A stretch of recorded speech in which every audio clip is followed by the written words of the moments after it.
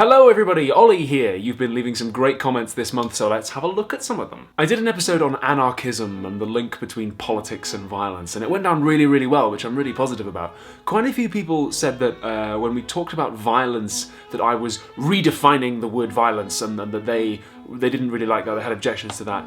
This is a comment, or a version of a comment, that I get a lot. I get a lot of comments, people saying, oh, you're redefining the words, you're just changing the meaning, there's already a word that means this. And I've gotten so sick of comments like that I've actually written a whole episode about that. I've written an episode about language and knowledge and power and 1984, the George Orwell novel. So if that's you, that's your comment, just hold your horses, just rein it in, because we're going to get there, don't worry. We talked about the anarchist view, where power is very much bound up with violence and inflicting violence on people, and where violence is the force that constrains people's options. And Lumimir Sky said that if they refuse to go on a date with somebody, aren't they limiting that person's options, and therefore isn't that a kind of violence? So doesn't that mean that our definition of violence is a little bit weird? I'd say in that case you're probably more revealing that that was never an option, rather than constraining somebody's options. So that specific example I'm not so sure about, but I think what you're getting at is what a few people touched on, which is that is power always a bad thing? Is violence and power, or are they always bad, or are they sometimes not?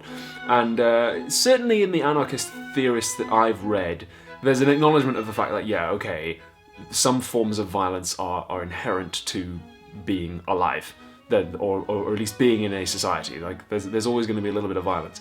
But so many people stop there and they're like, oh, you'll never eliminate all political violence, so why bother? And the anarchist says, no, come on, let's get as close as we can to that. Why not build a better world? Let's get as close to perfect as we can be, even if theoretically that's unattainable. Remember the focus we had on praxis and practically doing stuff? Even if, yeah, okay, the theory is not gonna work 100% of the time and in every possible conceivable counterexample, but it's close enough a rock and roll to tell us that we need to be doing this thing in order to make the world better. So remember the practical focus that a lot of anarchist theory has, rather than the slightly more, oh, well, what if you kind of thought about this, and might actually be slightly different if we did that. Quite a few people asked if there are going to be any more episodes on anarchism. I mean, I'm not going to rule it out. The next 3 episodes are all about the philosophy of creativity. They're a series about what creativity is and how to be creative and so on. They were filmed a while ago, so you'll probably see me get fatter and not have a beard for a few weeks, and then it'll come back when I do the comments from that one as well.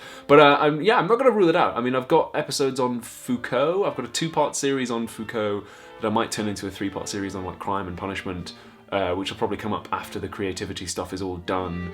And some of the themes of the anarchist discussion, themes of power and violence and resistance and so on, will definitely come back into the channel. So yeah, if you really liked the anarchism episode, then do stick around. Or if you came to the channel for the first time off the back of that, then do stick around, because these are themes that will come up again in future shows. I want to give a quick shout out to my top patrons on Patreon this month, who help feed me and keep me sheltered and make the show. So thank you to Disciple of Kierkegaard, Lydia and Nate Thorn, Nick Turner, Peter Wells, Noah Carlsen, Michael A. Hale, Tink, Hedon Donwy, Thomas Z, Philip Wielgus, Noe Cantu, Alex Goldhill, David the Benevolent Malenvolence, Jody Dawkins, Christopher Meyer, Adbullah Altuwaijri, John Bell, Michael Zafiropoulos, Eriol, Alex Boer, Scot, Emiliano Heyns, and Jeffrey Peckham. Thank you very much for all your amazing generosity throughout the month of January. So next up, I did a video about some problems I have with YouTube and the intersection between technology and politics, and the Internet Creators Guild, which is this new group that has been set up by Hank Green.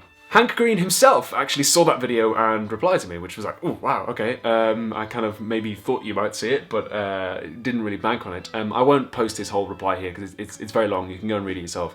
But for the most part, I'm like, yeah, fair cop. Most of what he had to say in reply to me was fair enough, pretty much. Or kind of the bits that I didn't agree with him so much on, I think probably come down to political differences. So yeah, fair enough.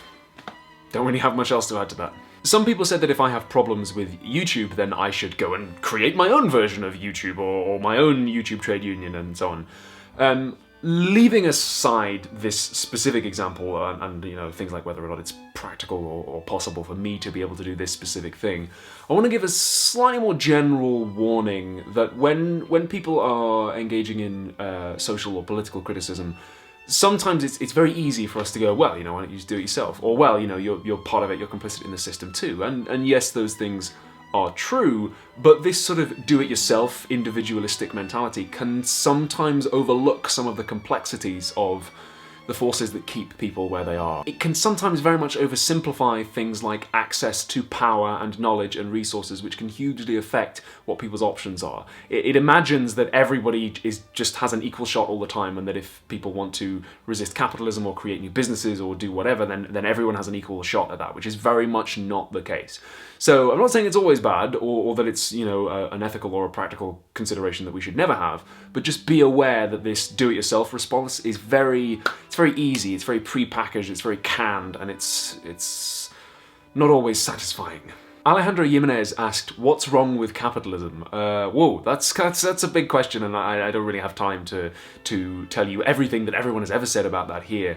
But and I also don't, you know, like force a whole lot of political stuff down your throat if this is the first exposure to this question you've had. But if this is a question that you're going to be investigating going forward on your own, then I would say there are probably about 3 different kinds of answers that you're going to come across. Some people say that capitalism is bad because it has bad side effects, like it accelerates the destruction of the environment, for instance, which is true, it does. Some people think that kind of capitalism is fine, but we can just maybe do a little bit better now. Maybe we've got new technologies now and so on, or new ways of thinking and doing things now that mean we can just begin to move past it. Some people think that. And then you've got some slightly more hardcore people like Karl Marx who say that capitalism is bad in and of itself. There's something about the mechanism that just makes it morally wrong or sort of practically wrong in some way, and that even if it didn't have bad side effects and so on, it still shouldn't be done. And Marx thinks that for a whole lot of technical reasons that I won't go into here, but if you're interested in that, I did a whole series on Marx and Marxism a while ago, and I will include that. You can click on that and you'll see it. Those are all the comments I have, just a handful this time. We've only had one big episode since the last comment review, so enjoy the series on creativity, and I will see you on the internet. Bye!